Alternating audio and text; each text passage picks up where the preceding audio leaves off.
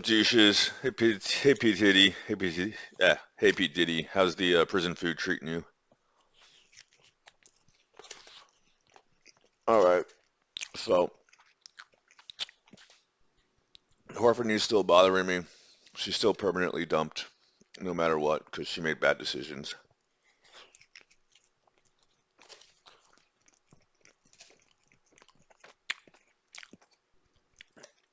Nems, which is really Tiffany, on Twitter.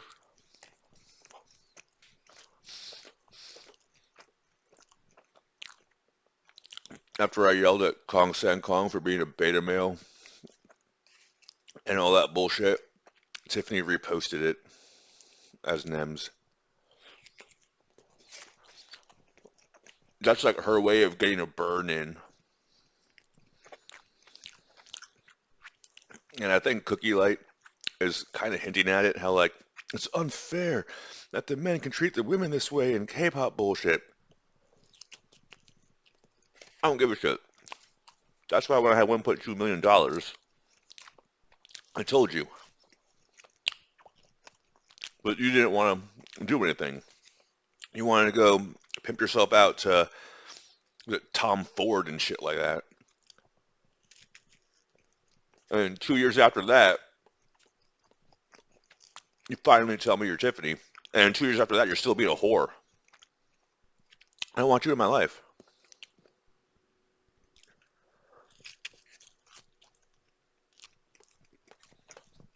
Look,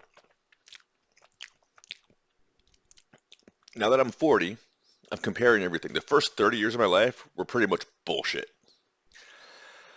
And mainly when I was born, all my family's bullshit became my bullshit for some fucking reason. When I got to 30, I had a degree. I had just gotten my degree in HVAC, and I was trying to figure out why the power plant wasn't working right. So I started looking at cyber and getting certs and all that bullshit. And one thing led to another, and now I'm here. Now, these past 10 years have been the easiest of my life. The biggest problem, I literally made over $1 million. I made $1 million over the course of 10 years working in cyber, and all that's been spent on bills. And I made the money that Horfany stole on crypto. So if I just keep doing what I'm doing, I'm going to have an easy as fuck, super awesome life. So I don't need bullshit and drama in my life. I don't need K-pop bullshit. The only K-pop and bullshit and drama I want to deal with is if Songjia or Winter or Ningning or Yuki, you're hot. You should probably be number one or number two. I just keep on forgetting all that bullshit because I don't care about K-pop. To me, you're just a little girl who's an adult. To me, you're a 20-year-old girl who's hot. And if you want to sing and dance, that's fine. I don't give a shit.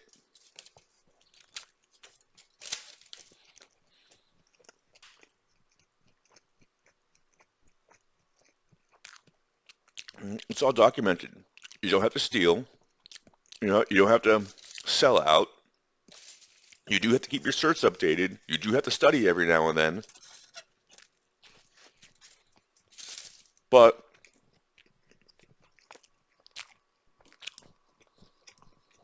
as I was saying in Korea, when you work at like hours worked, I'm making like $100 an hour. Tiffany's making like 2 cents an hour because she's working all the fucking time and can't do anything she wants. I don't want to deal with this bullshit. I don't need a smut actress. Whoever told you to do a smut scene, you should have said no before, not after. Not, no, I won't do any more. You should have said, I'll never do one of these. It's not in the contract. It's not in the script. This is bullshit. You're changing it up on me now. You could probably have sued them for that bullshit if they would have fired you for not doing the smut scene. Instead, you rolled over because you're a cunt. You're a whore. You run for your life. Go hang out with Kevin Nish. I don't need some stupid whore in my life. Look, the other thing I said, and this I don't have enough proof on this, but it's alleged. But the reason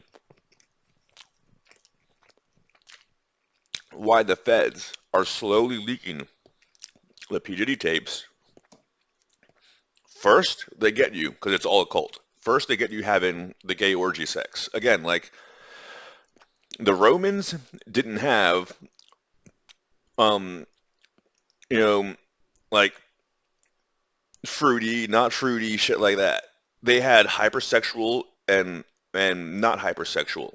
If you want, like, humans are sexual beings. You want to fuck, go fuck. But why are you fucking?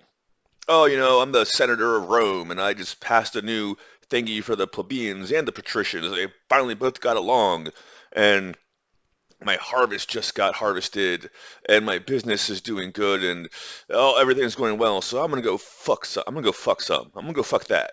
I own that for whatever reason. However the laws work in Rome, I own that. I'm gonna go fuck that. Okay, I earned my fucking. Boom.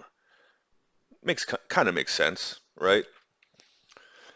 Whereas the hypersexuality at the P. Diddy parties and the Jay-Z parties and the Epstein shit and that's how they get blackmail on you is first,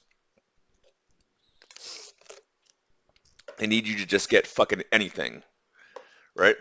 Well, the satanic rituals are essentially, I shouldn't say it. I think this is why they say in the Book of Mormon that the dark secrets that cannot be revealed, but they're already talking about it, so I'll just break it down for the people who don't understand that shit.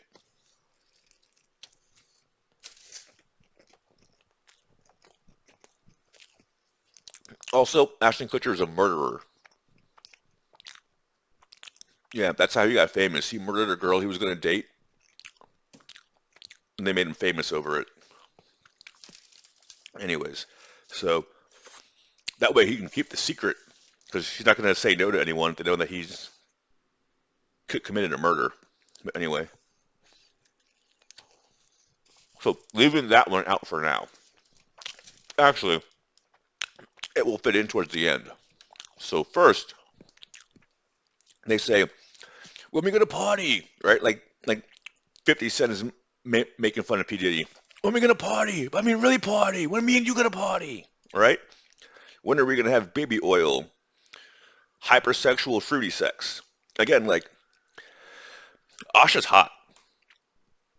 Guys, girls, everyone likes Asha. Animals run up to Asha and start smelling her. Asha's just very attractive. That's the whole point of being, what's it called? When you look really good. Androgynous. Alright? But Asha doesn't fuck just anything. She's pretty selective. It's like an honor that I was able to fuck Asha for so long. Right? Because not everyone has access to her. Not everyone has access to me. So me and her were having some kind of tantric super sex, whatever you want to call it, because I chose to share my essence with her and vice versa. So it's like we had a lot of sex, but it wasn't hypersexual. Okay? Now, P. Diddy party. Hey, you want to be famous? Come to a P. Diddy party. Okay. Even though you're really not into dudes, that's a famous dude. Why don't you go fuck that famous dude? Or let the famous dude fuck you. Haha, yeah, okay. Have some champagne we spiked, okay? And you wake up. I did all that? Oh my god, what? I can't believe it. I'm not like that. No way. Okay, well, you already did it. Why don't you take a part in a movie? Okay. I spent all the money. What do I do now? You gotta have more. You gotta come party with P. Diddy. Come party some more. Okay. Okay. I need a part in a movie now that we partied. Oh, we don't have any more of those movies. But I need something for a movie.